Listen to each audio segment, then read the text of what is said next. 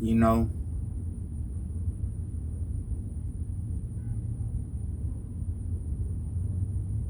I had a conversation with the man that gave me birth last night.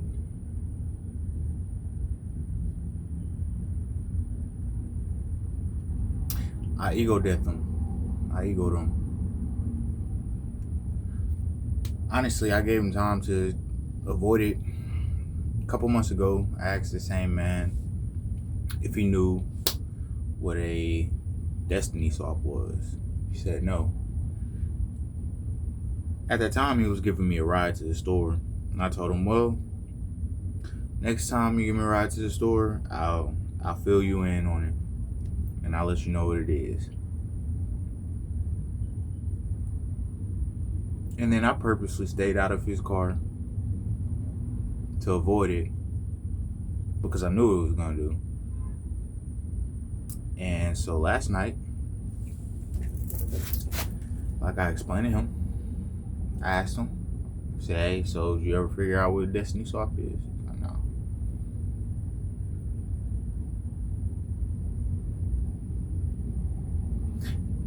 And so I told him,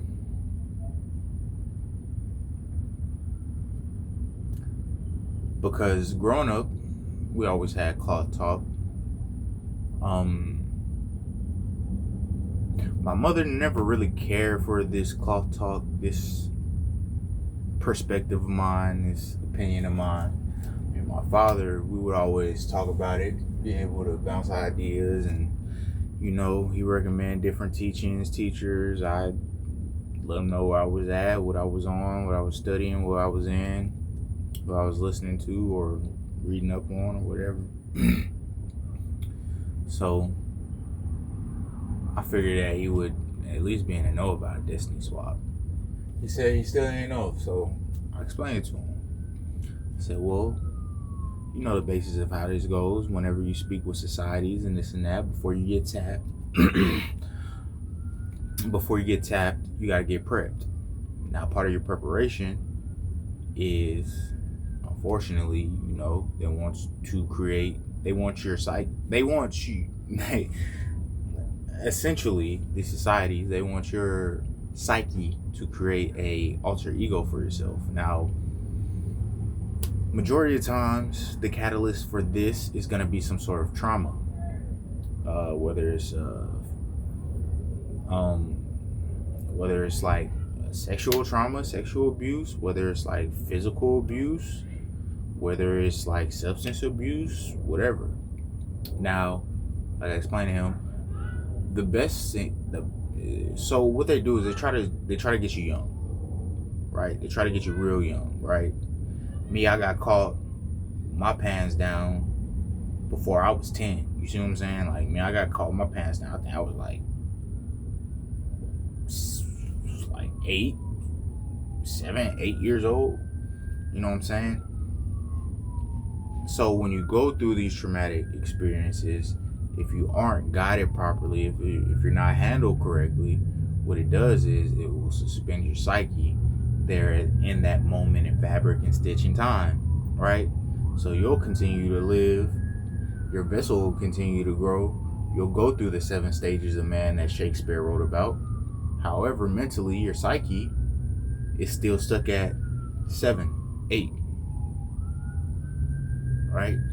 So I explained to him, after I laid that groundwork of, having the trauma suspend your psyche, and then from there you kind of create an alter ego for yourself to where you're not you no more, right? And if you're not aware, you don't know, you can go your whole life not knowing. But I told him one of the best ways to exchange energy, one of the most intimate ways and best ways to exchange energy is sexually, right? So if your 2 boys were having sexual experiences before the age of 10 together, you see what I'm saying?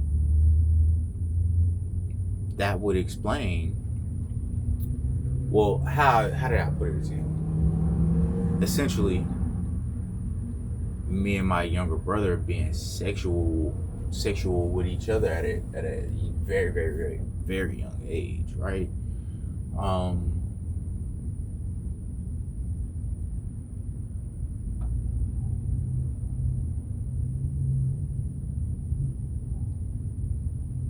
Essentially, that opens the door for destiny swaps, right? That opens the door for our demons, our spirits, whatever, to be able to swap, right? So like I told him, which is, if you actually look at it, my little brother bears more of the trappings of what would be considered a first son, right? Taller,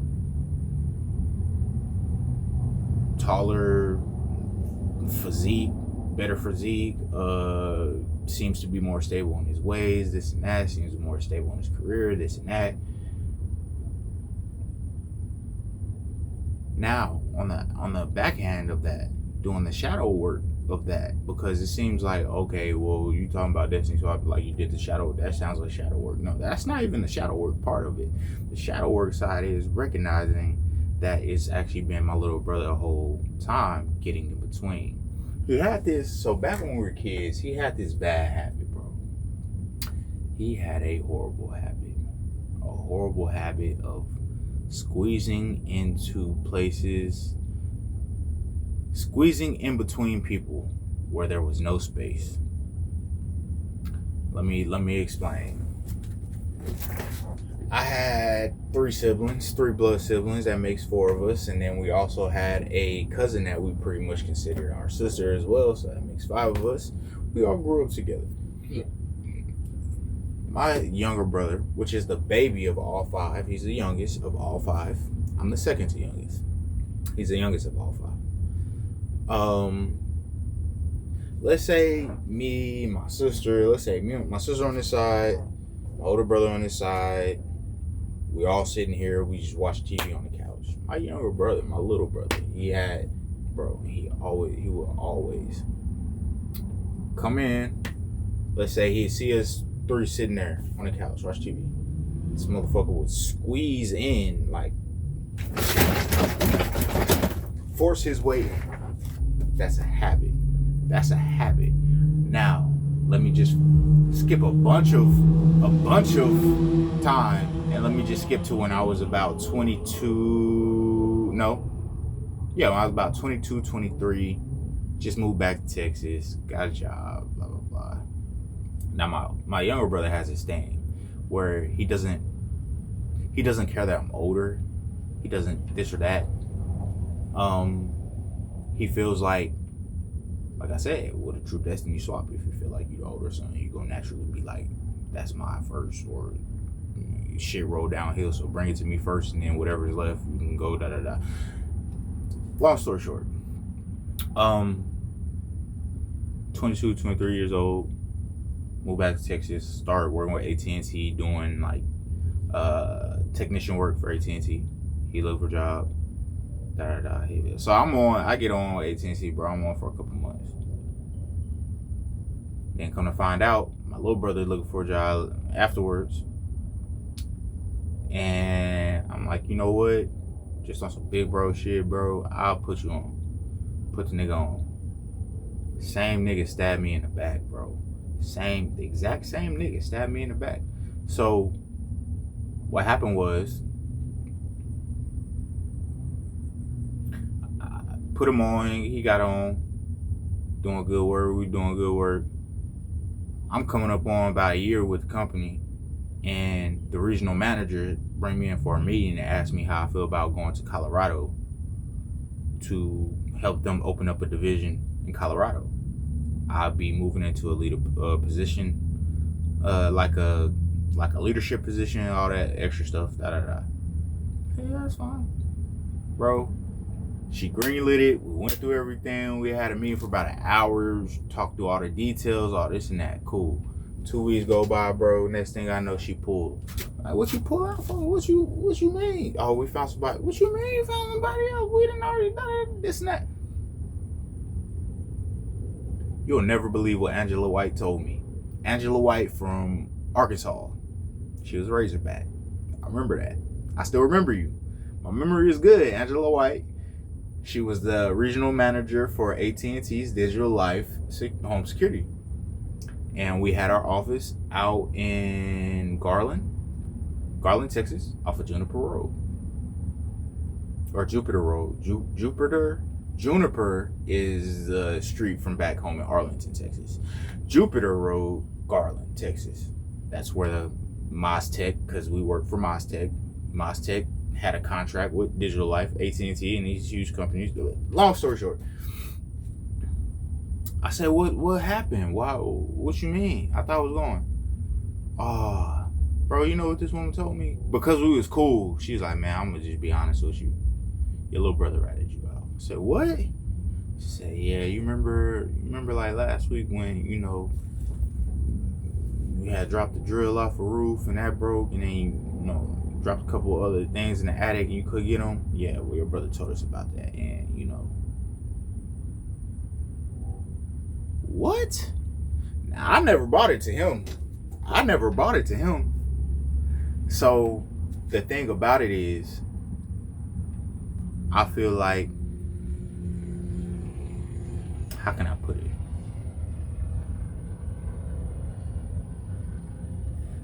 So when it comes to the destiny swapping, like I tell my father,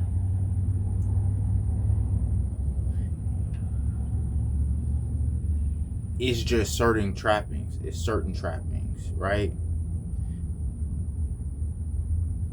And like, I didn't even give him the whole scope of everything, because the whole scope of everything is just very huge, right? Very huge. From the fact of, let's look at the profile of my last serious relationship. Let's look at the profile of your serious relationship right now. My whole family fucking stopped fucking with me because I was dating a Guatemalan that looked white. Everybody thought she was white. Niggas didn't want me to be with her at all, right? Fast forward, my brother got a white girl. Don't nobody say anything to him. He still get invitations to the birthdays, to the events, to the this, to the that, to the families, and all that shit.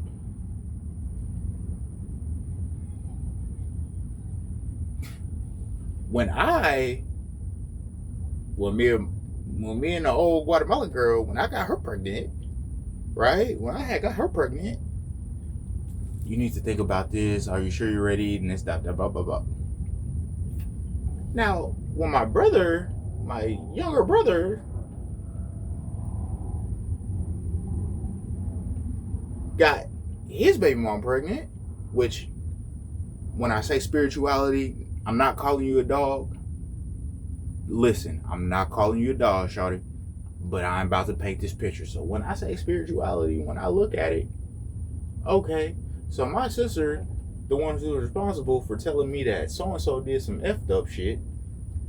So when I turn on this side and I see that my brother, baby mama, is the same name for my sister, like, bro, being from Louisiana and being down south, bro, I'm not gonna lie to y'all. Nobody's ever taught me about voodoos. Nobody ever taught me about Condoble. Nobody ever taught me about voodoo. Nobody ever taught me about the dark arts, dark magic, anything like that, bro. Nobody. It's resonation, bro. It's just something that a nigga just be able to just understand from a past. So, my sister, first dog, beautiful peanut butter bitch. A beautiful peanut butter and white bitch, bro. It was a pit.